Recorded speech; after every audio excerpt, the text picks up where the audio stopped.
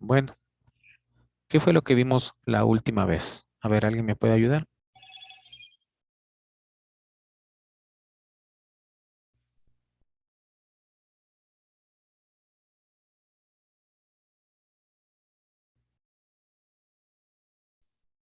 A ver,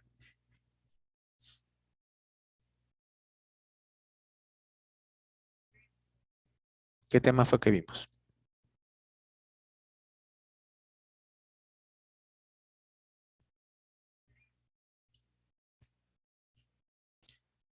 Bueno, vamos a seguir con los temas, ¿no es cierto?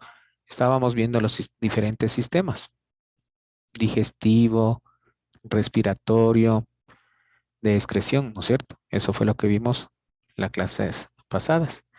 Ahora vamos a ver cómo nuestro organismo o el organismo de los seres vivos regulan, ¿sí? Su, eh, ¿cómo puedo decir? Su temperatura interna, ¿no? Nosotros tenemos una temperatura interna y una temperatura externa, la cual nos ayuda a regular. Cuando está en equilibrio, estos tipos, ¿no es cierto? Nuestro organismo se encuentra en salud. ¿Ven? Pero cuando no se encuentra en este equilibrio, se presentan las distintas enfermedades. Y este proceso se denomina como homeostasis. ¿Alguien ha oído de esta palabrita? Homeostasis. A ver,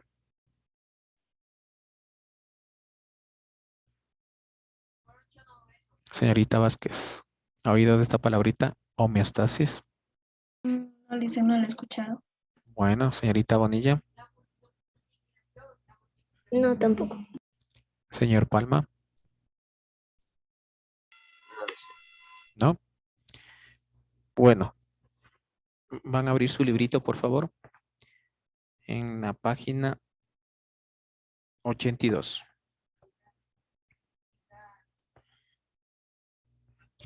Me ayuda con la lectura, señorita Castillo, los dos primeros párrafos.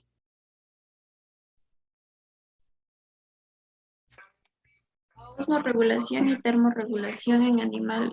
Hay una tendencia que posee la naturaleza para mantener un orden. Por esto todos los seres vivos requieren mantener estables las condiciones dentro de su organismo. Pero para conservar este equilibrio se necesita gastar mucha energía. Esta regulación consolida la supervivencia debido a que los organismos permanecen en un intercambio dinámico incesante con el ambiente. Puesto que el medio ambiente cambia constantemente, asimismo los organismos tienen que reaccionar en consecuencia para no alterar este equilibrio. El médico francés Claude Bernard observó la estabilidad de varios parámetros en un sistema, dictaminó que todos los mecanismos vitales, por muy variados que sean, tienen la finalidad de mantener la constancia del medio interno, lo que es la condición de la vida libre. Bernard, dentro de este marco, el término homeostasis fue acuñado por primera vez por el fisiólogo estadounidense Walter Cannon para definir la regulación y constancia de este ambiente interno en los seres vivos. Homeo semejante, stasis condición. Bueno, muy amable. Entonces, básicamente, la homeostasis es un equilibrio de nuestro organismo, ¿sí? Ustedes han visto, o nosotros mismos, ¿no? Cuando hacemos ejercicios, ¿qué pasa? A ver, pues supongo que ustedes alguna vez sí han de haber hecho ejercicio, ¿no? ¿Qué pasa con ustedes cuando hacen ejercicio? A ver, ¿alguien me puede explicar? Nos cansamos, nos agitamos. Ya, pero a más de eso, nuestro organismo, ¿cómo reacciona? Perdón, exactamente, sudamos, ¿no es cierto? Esa sudoración hace que nuestro interior mantenga este equilibrio, ¿no? Que se deshaga de esa energía que nosotros estamos proporcionando con esa actividad física. Pero bueno, pero básicamente, ¿qué es la homeostasis? Vean, es un mecanismo, ¿no? Es un proceso que regula todo nuestro ambiente interno. ¿sí? Para mantener una condición estable y constante. En una sola palabra aquí, en equilibrio, ¿sí? ¿Me ayuda con la lectura, señorita Castillo? Homeostasis, el conjunto de reacciones fisiológicas que mantienen dicha constancia. El concepto de homeostasis enfatiza que la constancia del medio interno resulta de un estado de equilibrio dinámico, producto del intercambio de materia y energía entre el medio interno y el medio externo al organismo. Ya, entonces vean, ¿no es cierto? Tenemos esta palabra clave, que es el equilibrio, ¿sí? Vuelvo y repito, si no hubiera este equilibrio, nosotros entráramos en enfermedad. Vean, ¿cuáles son las sustancias, ¿no es cierto?, que mantienen en equilibrio? Vean, el agua, las sales, el pH, ¿no? La temperatura y básicamente la glucosa, ¿sí? Vean, el agua, ¿no es cierto?, indispensable para nuestra vida. Nosotros tenemos sales minerales, ¿no? Por eso les decía, cuando nosotros hacemos ejercicio, perdemos sales, ¿no? Por eso no sé si les dije a ustedes, una cosa es tomar agua para calmar la sed y la otra es la hidratación, ¿sí? El pH muy importante, ¿no?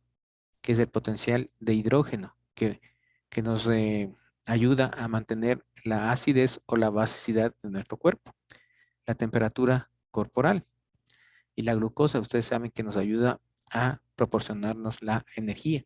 Pero vean, siempre partimos de esta palabrita, equilibrio, ¿no es cierto? Vean, en este sistema interviene tanto el sistema excretor, el sistema endocrino y el sistema nervioso.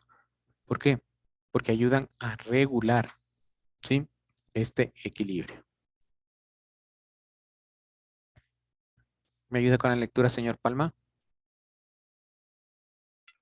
La homeostasis son procesos cuyo objetivo es mantener el equilibrio de forma constante el medio interno. Siga, por favor. Sí, perdón, tengo esa pantalla negra. Ya, necesaria para la vida, en donde tiene lugar toda la actividad. En los organismos vivos, la homeostasis implica, un consumo de energía necesario para mantener una posición en un equilibrio dinámico. Esto significa que aunque las condiciones externas estén en constante variación, los mecanismos homeostáticos aseguran que los efectos de estos cambios sobre los organismos sean mínimos. Ya, muy amable. En un resumen, ¿no es cierto? La homeostasis nos ayuda a mantener el equilibrio interno con el equilibrio externo, ¿sí? Mediante la regulación durante los distintos procesos, ¿no es cierto?, de excreción, ayudados tanto por el sistema endocrino o endocrino y el sistema nervioso. Ustedes saben que todo, tanto el sistema endocrino que trabaja por medio de glándulas y estas glándulas por medio de hormonas, ¿no?, ayudan a regular este sistema. Pero hay también otros procesos, ¿no?, que nos ayudan a esto, además de la homeostasis. Es la osmorregulación y la termorregulación, ¿sí? Vean, la osmorregulación básicamente es una maquinaria macromolecular, ¿sí? Aquí tenemos la constante que es del agua, ¿sí? Y moléculas inorgánicas. Bien, ¿qué significa esto? Es la capacidad de sobrevivir en un medio osmótico desfavorable, que se ha desarrollado en los grupos animales más avanzados por el desarrollo de las evoluciones. Media interno estable, que actúa amortiguando los efectos del medio ambiente sobre los tejidos del cuerpo. Bien, entonces, ¿qué es la osmorregulación? Básicamente, proceso, ¿no es cierto?, mediante el cual los seres vivos mantienen constante su medio interno. de manera que su composición química varíe muy poco. Para ello, los organismos deben regular la entrada y salida de agua, sales minerales y otras sustancias. Bien, ustedes saben, ¿no es cierto? Cuando nosotros hacemos ejercicio, ya me dijeron ustedes mismos, ¿qué pasa? Entramos a sudar, ¿no es cierto? En el momento que sudamos, prácticamente estamos eliminando agua, ¿sí? Además de sustancias, como les decía, las sales minerales, ¿no? El sodio y el potasio. Bien, entonces cuando nosotros eliminamos esto, ¿no? Y no nos hidratamos de una manera adecuada, ¿qué pasa? Podemos desmayarnos, ¿sí? Por eso, vuelvo y repito, una cosa es calmar la sed y otra cosa es hidratarse. A ver, señorita Favara, ¿me ayuda por favor con la lectura de la página 83, donde dice osmorregulación? Lice, no estoy en mi casa, estoy en la casa de mis tíos y no tengo mis útiles aquí. Bueno, a ver, señorita Puente, ¿me ayuda por favor?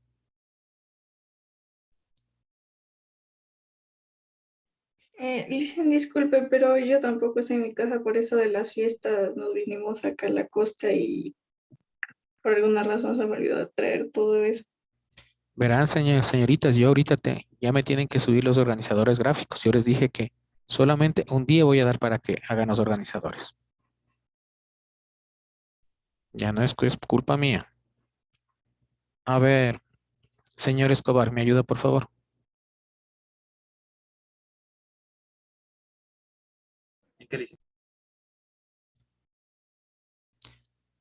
Señor Sebastián Albuja, ¿me ayuda por favor?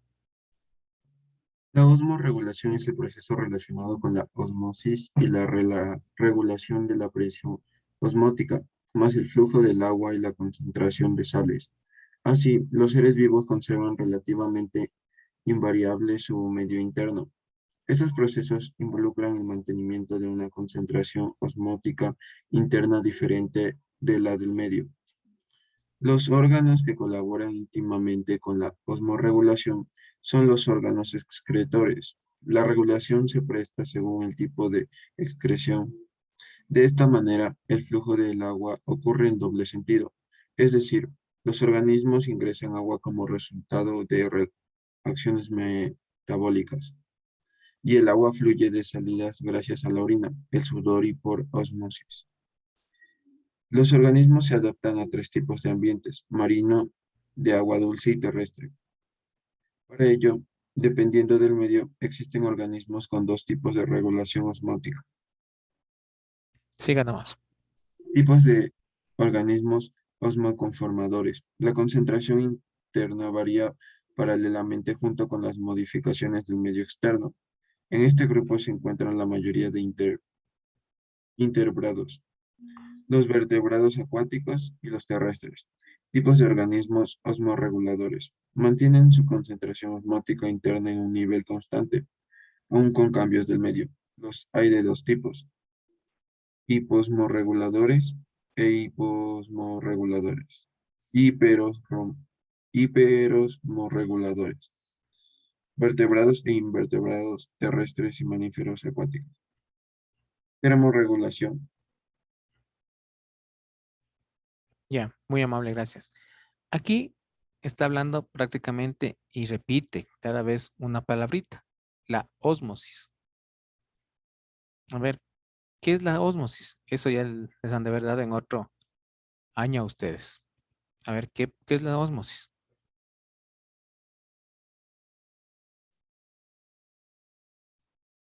A ver,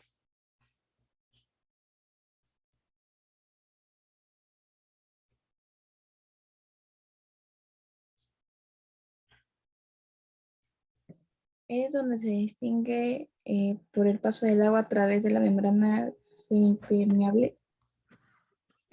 no quiero que lean busquen en el celular o qué. Quiero ver si ustedes les dieron esa palabrita, que el transporte activo, la ósmosis, la difusión, son procesos que ya les ha de haber dado a Polonia en años anteriores. La ósmosis es un proceso, ¿no? Sí, por el cual, como dijo la señorita leyendo en el celular, es el paso de una sustancia a través de una membrana semipermeable. Y aquí vienen otras interrogantes. ¿Qué es una membrana semipermeable? A ver, ¿quién me puede decir?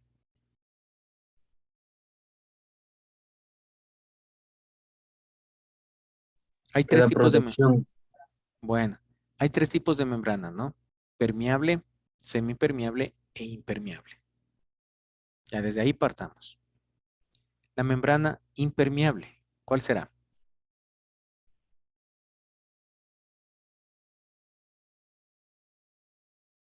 Les pongo un ejemplo, el paraguas.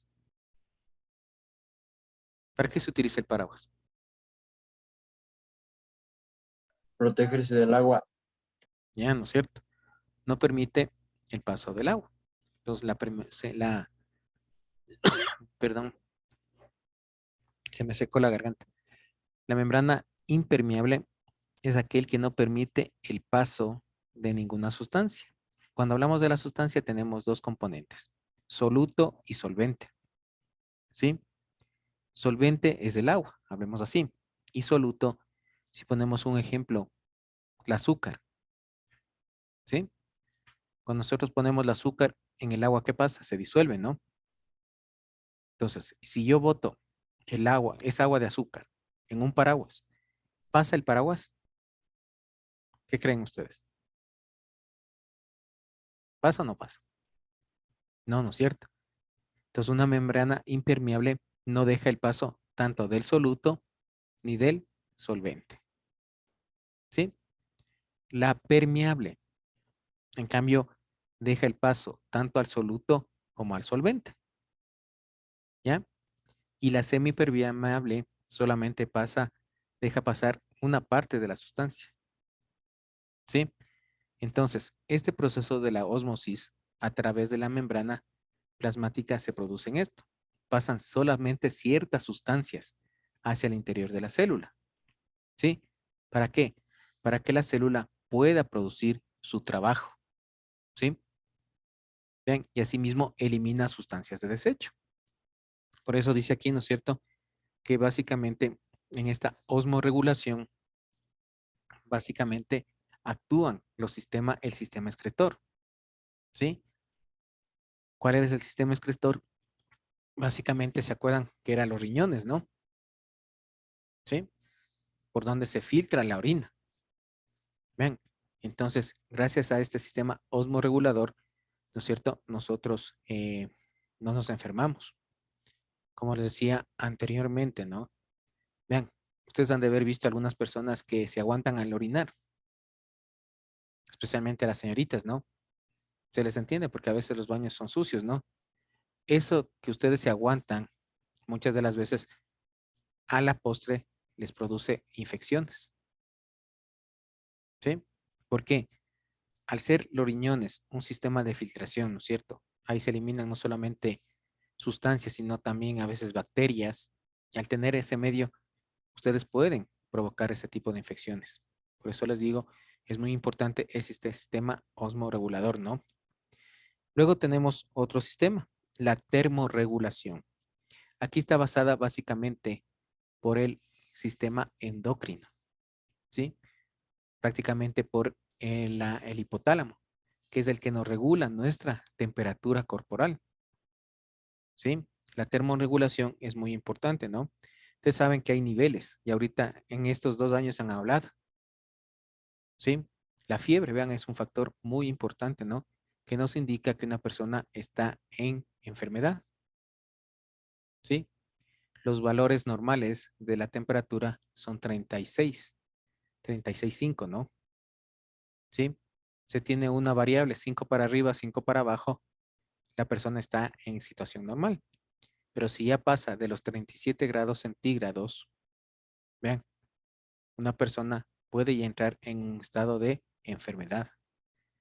Hay personas que a los 39 grados centígrados comienzan a convulsionar, ¿sí? Y hay personas que pasado a los 35 grados entran en un proceso de hipotermia. Vean, ¿sí? Pero gracias a este sistema termorregulador, nosotros nos podemos adaptar a las condiciones, ¿no? De temperatura. ¿Sí? A ver, señorita Bonilla, por favor me ayuda con la lectura de la parte de termorregulación. Los organismos producen distintas adaptaciones para disminuir el impacto de los cambios de la temperatura ambiental. La termorregulación es la habilidad de los seres vivos para regular su propia temperatura. Los organismos realizan un constante intercambio de energía con el ambiente, siendo la fuente de calor primaria el sol. Los organismos se clasifican según la capacidad que tienen para regular su temperatura corporal con respecto al ambiente. Siga, por favor. Siga la siguiente hoja. Endotérmicos. Mantienen su temperatura corporal estable, 1,5 grados centígrados. Pese a las alteraciones en la temperatura ambiental, produciendo calor a través del metabolismo, aves y mamíferos. El hipotálamo controla la temperatura corporal en los animales de sangre caliente. Cuando el organismo se expone a situaciones de cambios de temperatura por un largo tiempo, hay múltiples mecanismos para regular estos cambios, controlados por el hipotálamo, el cual permite regular las propiedades del medio interno, como la concentración de sales o la temperatura, a través de secreciones hormonales. Ectotérmicos. No pueden regular su temperatura corporal y la tienen similar a la temperatura del medio ambiente que los rodea. Mantienen su temperatura a través de fuentes de calor externas como el sol. Reptiles. También poseen adaptaciones fisiológicas para evitar la pérdida de calor cuando el ambiente se enfría. Por ejemplo, la piel de los reptiles es impermeable para evitar la pérdida de calor. Este mecanismo existe en los animales de sangre fría.